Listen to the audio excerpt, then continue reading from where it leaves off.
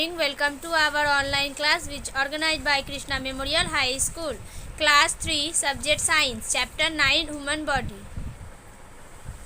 We have a beautiful body which consists of many parts to perform various tasks. The human body is made of several organ systems that work together as one unit. Different organ systems perform different functions and help us to work, play and eat. हमारे पास एक सुंदर शरीर है जिसमें ऐसी प्रणाली है जो एक इकाई के रूप में एक साथ काम करती है। विभिन्न कार्यों को करने के लिए कई भाग, विभिन्न अंग प्रणालियां अलग अलग कार्य करती है। मानव शरीर कई अंग कार्यों से बना है और हमें काम करने, खेलने और खाने में मदद करता है। Next page. Skeletal system. The skeletal is the framework of bones that gives shape, strength and support to the body. An adult has 2206 bones. Our skeleton also helps in protecting our internal organs. The brain हमारा कंकाल हड्डियों का ढांचा है जो हमारे शरीर को आकृति और सहारा देता है। एक मनुष्य के शरीर में 206 हड्डियां होती है। हमारा कंकाल हमारे आंतरिक अंगों की रक्षा करने में मदद करता है। The brain, eyes, heart, lungs and spinal cord are called protected by our skeleton. Our skull protects our brain and eyes. The ribs protect our heart and lungs and our vertebra. Spine, backbone protect our spinal cord.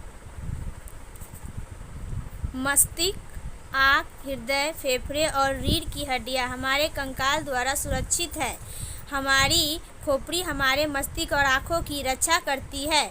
पसलियाँ हमारे दिल, फेफड़ों की रक्षा करती है। Babies have more bones than adults at birth. You have about 300 bones. As you grow, other small bones join together to make big ones. Adults end up with about 206 bones. Bones need regular exercise to stay as strong as possible.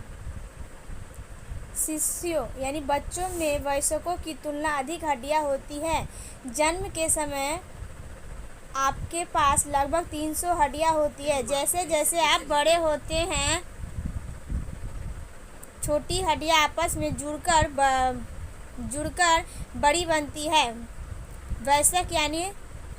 वयस्क लगभग 600 हड्डियां के साथ समाप्त होते ही हड्डियों का संभव मजबूत रहने के लिए नियमित व्यायाम की आवश्यकता होती है।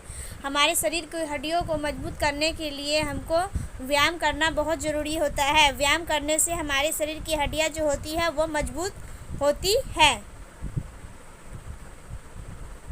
Walking, jogging, running and other physical activities are important in keeping our bones strong and healthy.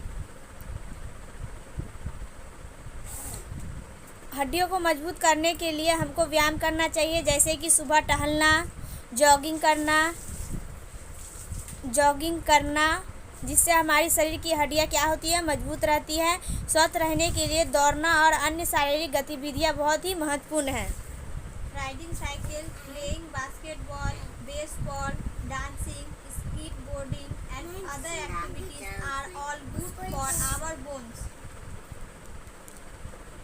हमारे शरीर की हड्डियों को मजबूत रखने के लिए हमें रेगुलर एक्सरसाइज करना चाहिए। जैसे कि क्या क्या करना चाहिए, साइकिल चलाना, बास्केटबॉल खेलना, बेसबॉल खेलना, नृत्य करना, स्केटबोर्डिंग करना या अन्य गतिविधियों द्वारा हमारी हड्डियों के लिए अच्छी होती है। Respiratory system. Muscular system. The muscular system is made up of muscles. They are more than 60-100 muscles in our body. Muscles are made of bundles of very thin fibers like strings. Muscular system जो होती है वो हमारी मांसपेशियों द्वारा बना होता है। हमारे शरीर में 600 मांसपेशियां होती हैं। वे शरीर की गति देने के लिए हड्डियों को हिलाने में मदद करती है। हमारे शरीर में कितनी मांसपेशियां होती है? हमारे शरीर में 206 मांसपेशियां होती हैं जो हमारे शरीर को एक मस्कुलर शेप देता है, मस्कुलर बनाने में मदद करता है।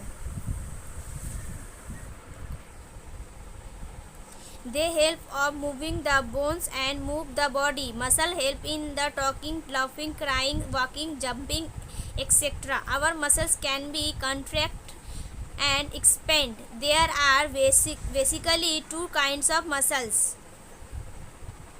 Voluntary muscles, they are the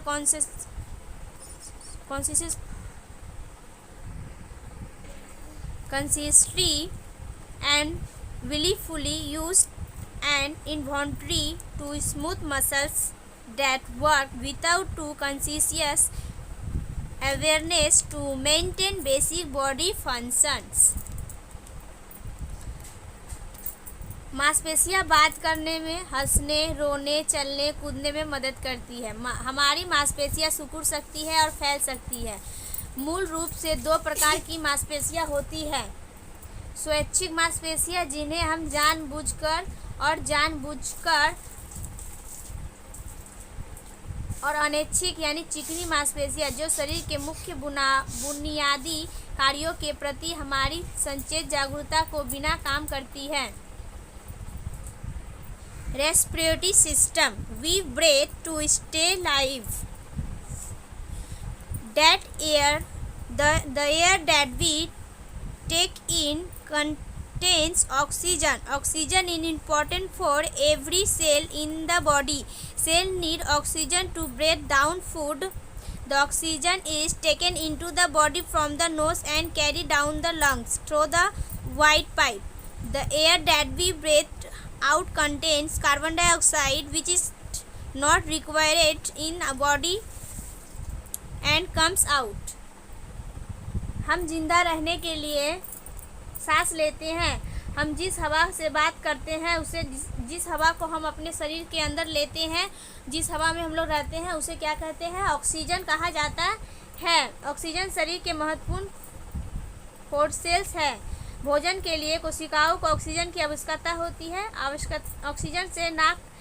oxygen को नाक से अंदर लिया जाता है और बीट पाइप के माध्यम से लंग तक पहुंचाया जाता है। हम जिस हवा को बाहर निकालते हैं उसे कार्बन डाइऑक्साइड कहते हैं। शरीर में आवश्यक होती है कि हवा और बाहर निकलती है। शरीर में हम लोग नाक के द्वारा ऑक्सीजन अंदर लेते हैं और नाक के द्वारा जब हम जो गैस को बाहर छोड़ते हैं सांस के द्वारा, उसको हम लोग कार्बन डाइऑक्साइड कहते हैं। ठीक है। डाइजेस्टिव सिस्टम, अब हम आपको डाइजेस्टिव सिस्टम बढ़ाएंगे। यहाँ पे देखिए रेस्पिरेटरी सिस्टम का नोज, माउथ, लंग्स, डायफ्राम यहाँ पे दिया है। Digestion in the process to break down of food into smaller pieces to get energy. Digestion begins as soon as you take a bite of food and chew it up. Once we swallow the food and the process starts in the stomach.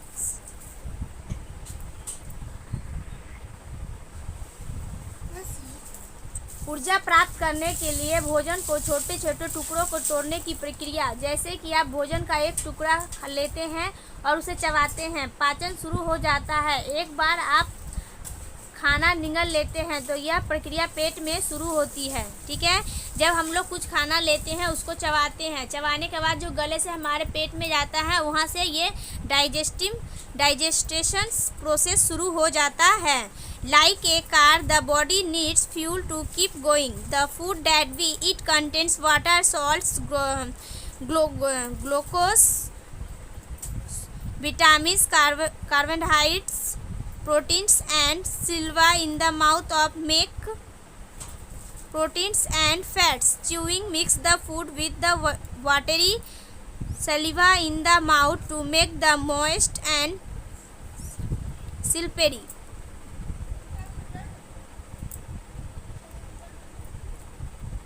एक car की तरह शरीर को चलते रहने के लिए ईंधन की आवश्यकता होती है। जो भोजन करते हैं उसमें पानी, लवण, ग्लूकोज, विटामिन, कार्बोहाइड्रेट, प्रोटीन एवं वसा होते हैं। चबाना भोजन को मुंह में पानी के लार के साथ मिलाकर उसे नम और फिसलन भरा बनता है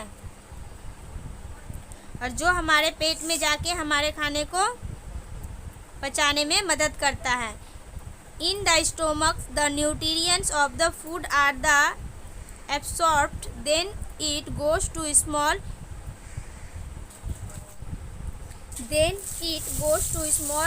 intestine. The small intestine has the important jobs of breaking down food mixture so that your body can absorb all the nutrients to needs from the food. The food that cannot be digested passes into the large intestine, then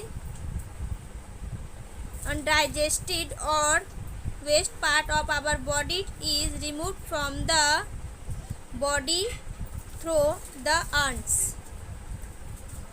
हमारा जो भोजन होता है वो भोजन आंत में चला जाता है। छोटी आंत में भोजन को मिश्रण को तोड़ने का महत्वपूर्ण काम किया जाता है ताकि आपका शरीर को उन सभी पोषक तत्वों को अवशोषित कर सके जिसे उसे सिस्टम को ज़रूरत होती है। और जो हृदय जो अपने पाच नहीं पाता है वो अपने आंत में चला जाता है। फिर शरीर को अपेक्षित या बेकार हिस्से से गुर्दे के माध्यम से शरीर से बाहर निकाल दिया जाता है। हमारे शरीर के जो पौष्टिक आहार होते हैं वो हमारे शरीर को पहुंचाते हैं और लास्ट में जो भोजन हमारे शरीर के जो पोषक तत्व के बाद जो बचता है उसे आंत में पहुंचा दिया जाता है। Thus the organs is digestive systems are mouth, food pipe, stomach, intestines and anus. इस प्रकार पाचन तंत्र के अंग है मुंह, भोजन नली, पेट, आंत और गुर्दा। ठीक है, यहाँ तक ये चैप्टर आपका आज पार्ट 1 पढ़ाए हैं, पार्ट 2 हमको नेक्स्ट में पढ़ाएंगे। ठीक है, आप आशा करते हैं आपको जो मैं पढ़ाई आपको समझ में आ गया होगा। Thank you. आप इसको घर में अच्छे से रिवाइज कीजिए।